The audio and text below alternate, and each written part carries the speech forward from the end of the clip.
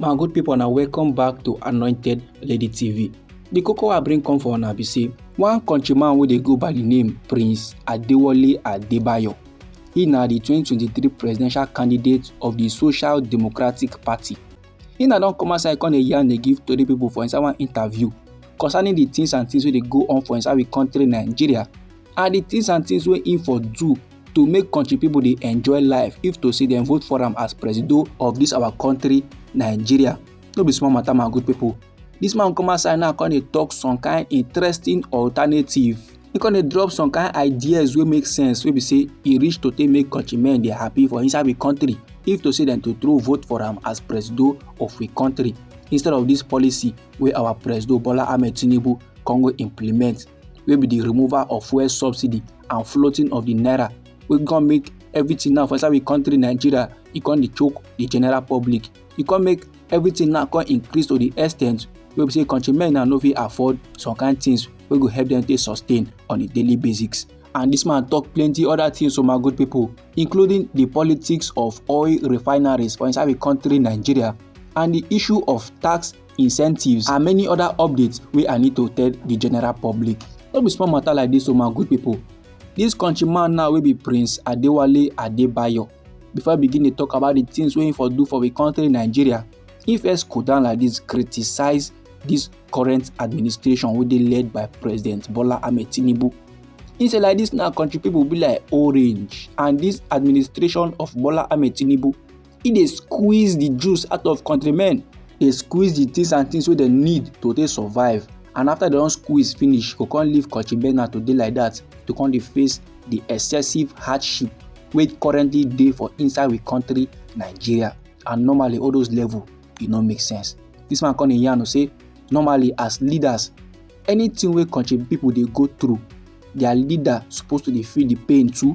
Their leader supposed to be affected by the pains of the country people. But if you check wetin dey happen like this for inside we country, e no be like that. And that na sake of say our so-called leaders dey live the lifestyle of la vida loca. E come back see this harsh policy, this harsh government, e no reach their side. It no dey affect them at all. But him now, the thing dey pain am based on say he see this kind thing dey come for road and he been warn country people, but they no observe. Now on top this miracle policy wey he for do for this our country Nigeria, so that country people for no know wetin be suffer, for no know wetin be hardship, and for no know wetin be fuel 1,000 naira per litre today. And no be lie, my good people. You know say the APC plus the PDP and the Labour Party, all their candidates be dey yarn say if they enter power, they go remove fuel subsidy and they go float the naira. But the presidential candidate of the Social Democratic Party wey be Prince Adewale Adebayo, he na no mention any policy like that. Na why they come ask and say wetin and wetin wey he wan be do for inside we country wey for make countrymen dey happy even without removing the fuel subsidy and floating the naira. Now this man now come dey drop the juice. He come dey yarn the things and things wey he for do. He say the first thing to do in an economy na to realize say there is a lot of wealth wey dey trapped in the talent and energy of people, and the wealth wey dey trapped there e massive to the extent wey be say wetin you need to do na to target how you wan take reduce unemployment. Say the reason for monetary economics e dey very much allowed because the fundamental objective of monetary economics na to achieve good employment not only in the area of labor but also factors of production, so that person go fit get allocative efficiencies wey go clearly want to make them invest their money in economy and get people more employed. And the 5 areas wey men need to look into, agriculture na number 1 because e dey employ the highest number of people and e dey easy to start. And if you employ enough men now for your farm, before jaguda men go enter your farm come do jaguda business, your men go sight them and go raise alarm. So like that now there will be no insecurity and you don create jobs for youth, and food go come dey yafu for the general public. And no be lie, my good people, if you touchlight the food prices matter, you go say no be only fuel dey affect am. Na because say nobody wan gree go farm because of insecurity. E dey fear make dem no go collect unnecessary RIP. So if to say men now come dive into this farming of a level, many things go improve for inside we country Nigeria. Then this man come dey yarn say the second thing wey im go put investment na infrastructure.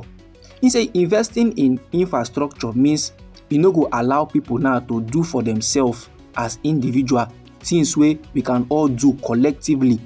That means you want to make sure say people wey dey travel from one end of the country to another, they no go travel in their own vehicles because you get public transport. Men wey sabi for inside the country Nigeria go know very well say money dey transportation business. Then number 3 na good health, because good health na good investment. If to say im be president for the country Nigeria, im for make sure say im build rural health facilities so that those countrymen now wey dey learn medicine for school, they go see where they go work after they don graduate. And by building the health facility, im don employ country people and im don give country people good health, because na man wey dey healthy na dey productive. Then number 4 na investment in education. In say many of the cases of unemployment wey we dey deal with in this our time, so in this our generation, is rapidly dealt with recruiting teachers. But the problem is say many governors now, even with all the money wey they dey make on a monthly levels, they no wan gree employ people, because when they employ, they go come dey spend more.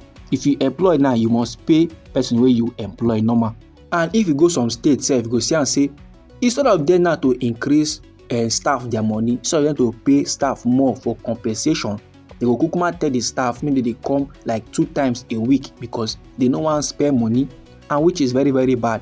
And apart from that, if to say im be president of the country Nigeria, im for no try and say im remove fuel subsidy, and im for no try and say im dey float the naira, say na those policies na dey choke the general public. Instead, number 5, im go make sure say all the refineries wey dey for inside the country Nigeria begin dey function.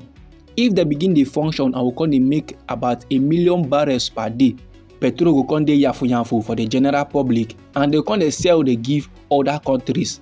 And if they sell give other countries, e go make sense, sake of say e go bring more funds and more value come our economy. So how is this matter, my good people? This now dey come from Prince Adewale Adebayo. He na the 2023 presidential candidate of the Social Democratic Party.